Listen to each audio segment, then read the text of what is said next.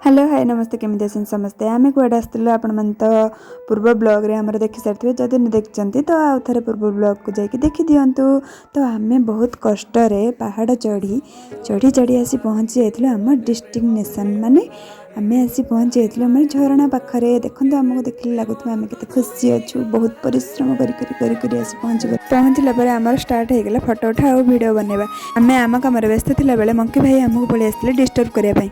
Monkey भाई भाभी आम कि खाଇବା नहीं आसु तो आम सकाल आसवर कि खाଇବା नहीं आसनु तो आमको से गुड़े आनिक तले छाड़देले। आम डर रे कांदी कुंदी आसी तले पहुंची गलु। जदि आपण मैंने ये जगह को बुलवाक आसछन तो मंकी भाई मानक पई खाଇବା निहाती नहीं कि आसनु नहले आम भलिया अवस्था हबो आपण मानकर। तापरे देखले बेलको मां को मंदिर खुला जायतिला। तापरे आम मां को जाके दर्शन कलु। मां को मंदिरटा गुंफा स्टाइल रे हेतिला तो आम बुली बुली की मां को मंदिरटा पूरा परिक्रमा करदेलु।